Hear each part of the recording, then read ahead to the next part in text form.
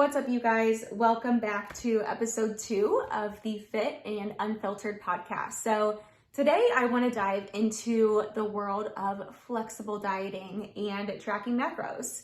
For so many of you, this may be a new topic, but for someone that has been tracking macros for about 5 years now, I can tell you that this is something that you at least need to keep an open mind about when it comes to your mindset around food. So 5 years ago, I entered into the bodybuilding industry, working to become a bikini competitor for the first time. And when I went into the bodybuilding industry, I had a very crappy mindset around food. I thought that there were good and bad foods. I thought that carbs were bad for you. I had no idea what I was doing, and there were a lot of thoughts that I had around food that do not apply to my life today. So I want you guys to do something for me. At this point, I want you to think of everything anyone's ever told you about food. What you should and shouldn't be eating, what foods are good, what foods are bad. And I want you to take all those thoughts and just get them the F out of the way. Throw them out the window. When you're listening to this podcast episode, they no longer matter. Okay? Perfect. All right. So we have a clean slate, and let me teach you guys a little bit of something that I've learned in the past 5 years about food. So when it comes to flexible dieting, it simply means that all foods can be consumed in moderation, in that each of us as an individual has individual needs when it comes to the amount of food that we can consume. So the amount of food differs on what our goals are. So if we are looking to lose weight, if we're looking to lose fat, then we're gonna have to eat less food. If we're looking to maintain our body, then we're gonna get to eat a little bit more food. If we're looking to put on weight or we're looking to add muscle, we may need to eat even more food. So you guys, there's no magic number, okay? I cannot just give out a magic number that's going to work for everyone. What I eat has nothing to do with what you need to eat. And that's something that you need to realize when other people are saying, you know, this is the answer. The answer is not something that somebody can give you. The answer is you. Honestly, the answer is creating an awareness around what your body needs, around what your body requires for you to see results. So now that I've shown you that an outside factor is no longer the answer, that the factor that matters the most is you, I want to tell you how to figure out, you know, where you need to be, give you the lowdown into what tracking macros really means, and why I still use this for myself, and why I use this for most of my clients, as well as a coach. So flexible dieting, like I told you, is really being able to consume any food in moderation. Now, what does moderation mean? So when we set up a protocol, whether it's for a client, whether it's for myself, whether it's for someone else that I'm working with, we have to start at the top, right? So we're going to start with calories. Calories are going to be the number one thing that matter in your day. So you burn a certain amount of calories every day, and based on your goals, you need to consume a certain amount of calories every day. Like I had previously said, if weight loss is your current goal, you're gonna wanna consume less calories than you burn. You're gonna wanna put your body into a calorie deficit. Now that sounds like a fancy term, but it really just means to eat less than what your body needs. Now, if you love where your body's at right now and you just want to maintain that body, then you can really eat about the same amount of calories that you burn on a daily basis. So it's equal. It's an equilibrium right here. We're not losing weight. We're not trying to gain weight. We're staying right here with what our body needs. And then if you're looking to add muscle, or if you're looking to gain weight, your calories are going to have to be up here. You need to know relatively how much you're burning. Then you need to eat more than that, because we're trying to like pack on some muscle. We're trying to pack on the pounds. And if that's where you are in your journey right now, that's really the fun part, right? So let's talk about once we know how many calories, and there's so many different ways to really figure this out. There's calculators out there. The more you know about your body, the better. So the deeper you can get into, a DEXA scan is really the most intense way to go in and get measured on how many calories you technically burn on a daily basis. But you can use a TDEE calculator, you can use a BMR calculator, you can use all these different online calculators to figure this out, or you can eat and track your food on a daily basis and also track your weight and find out how much you can eat and maintain that weight.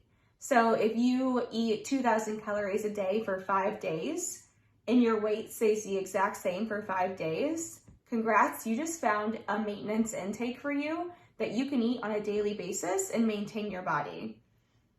Now, if you were eating 2,000 calories a day for 5 days and you weighed yourself and you kind of went up, 1 pound to 2 pounds, well, you just found out that you're in a calorie excess and you probably need to dial those calories down a little bit in order for you to maintain your body, and especially if you want to lose weight, right? So monitoring your food intake through an app like MyFitnessPal, monitoring your weights on a daily basis, that's really the most unique way for you to figure out your own body and the requirements as far as how much food you should be eating and kind of where your set point is at this point in time. Now, once we know calories, where do we go from there? So when you're tracking macros, you have 3 other things that you care about. You have a carbohydrate intake, you have a protein intake, and you have a fat intake. Now, these 3 different things are all very important in their own unique way.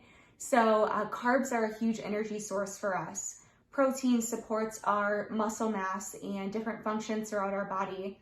Fat is a huge supporter to our brain function, our hormone function. So we really need this good balance for optimal performance, optimal function in our everyday lives. And that's what's so cool about tracking macros. If you want to get really sciencey about it and you want to talk, a little bit deeper with me, please go over to my Instagram or email me so I can talk a little bit deeper with you in the sense of why they are important in the ratios that they are. So you're going to have a specific number every day in each of those categories for you to meet. And it's going to be based around your goals. It's going to be based around your amount of calories that you can eat on a daily basis. Now, for most people that are in the gym, for most people that are lifting weights on their own weight loss journey and exercising on a normal routine basis, we're always going to start with caring about our protein intake. And protein intake is the easiest because in general terms, you can eat anywhere from 0.7 to 1 gram per pound of body weight a day. So all of these macronutrients, whether it's fats or carbs or protein, they are measured in grams. So when I talk about grams, that's what I'm referring to. So like I said, for protein, you can eat about 0.7 to 1 gram per pound a day. And that is something that is going to be unique for you, whether you fall in that range. If you tend to be more on the side of obesity, you want to start your protein intake lower. And the leaner you become and the more fat that you lose, you can start to raise your protein intake throughout that process. And then from there, breaking down into carbs and fats, that's going to be a ratio based off of preference, based on activity level, based off of things that are going on in your body, in your life, and in your routine. But if you guys do anything, if you take anything away from this episode today, I want you to start tracking your daily calorie intake, and I want you to be able to break that down into how much protein you should be eating. So if you do anything, start there. And then once you have those 2 down and you're consistent with them, you can really go a little bit deeper into figuring out the carbs and fats that you should be eating on a daily basis. All right, so Like I said, when it comes to flexible dieting, we're really talking about everything in moderation. And when I started this podcast, I had you guys go ahead and throw all of the things that you've been told about food out the window. Because if I were to sit here and say, look at this piece of bread, look at this banana, which one are you going to say is a carb? You're going to say that piece of bread is a carb because that's what you've been told for years and years, but you're not going to think that this banana is a carb too. So what about our fruits and what about our vegetables? Well, those are carbs that we put in our body every day, and hopefully you're putting them in your body every day. And things like bagels and bread and pizza, they're not the enemy. Total calories consumed on a daily basis is your potential enemy. It's the reason that you're probably not seeing results because you're most likely eating more than what your body's putting out, and you don't have that set point. You don't know how many you can be eating on a daily basis in order for you to maintain or lose weight. So that's the importance of creating food awareness, you guys, is to be able to live this freedom mindset around food, to know that in the morning, if you want to wake up and have a bagel, it fits into your carbs. You can have that bagel. If you want to wake up and have fruit for breakfast, fruit's not bad for you, even if it has sugar in it. If you want to have some ice cream before you go to bed, you can do that because it fits into your macros. And I will tell you guys that I have stuck to flexible dieting for 5 years consistently, and I've never done that with anything else in my life because I'm not a fan of restriction. And if you are, then yeah, this probably isn't for you. If you're somebody that, only wants to eat 5 things because you were told that they're the 5 good foods for the rest of your life, then you do you. But flexible dieting allows you to have that glass of wine. It allows you to order in pizza. It allows you to literally eat anything you want to eat within your fridge, as long as it's in moderation and it fits into the daily numbers that you give yourself or that a coach gives you or somebody you're working with gives you.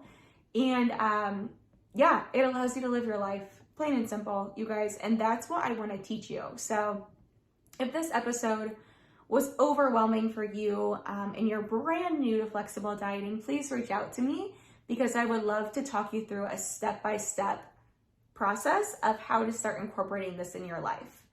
If you do not have MyFitnessPal downloaded onto your phone, I recommend doing that always as step 1 and practicing. Take 1 week and look at the food that you eat every day and log it in MyFitnessPal. And I'm talking everything from, your condiments, from your handful of almonds, from your spoon of peanut butter, and really log that in and take a look at how much am I even eating? If I were to ask you, hey, as a new client coming in, how much do you think you're eating on a daily basis? Well, I don't know, it really varies.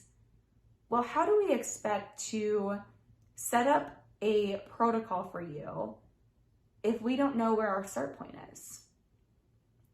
I can't just hand you a diet. I can't just hand you a number to hit every day if I don't know what you're doing. And if you guys want to see real results in your life, this is your answer. Okay, your answer is creating awareness. Your answer is getting to know yourself, getting to know your body. And yes, this sounds like it's a lot of effort, but tell me one thing in your life that you did not have to put effort into for it to be beneficial for you. Seriously, our careers, to find a career that we love, we have to put in the effort. We have to go to school. We have to put in the time. In our relationships, we have to put in the time of building trust, of getting to know one another, to build that amazing marriage or friendship or whatever we have. So just like our health and fitness journey, it doesn't get to be the quick fix in your life, okay? That's not gonna help you create a body that you love, a life that you love. You're gonna have to put in that same effort. And that same effort, guess what it's gonna lead you to?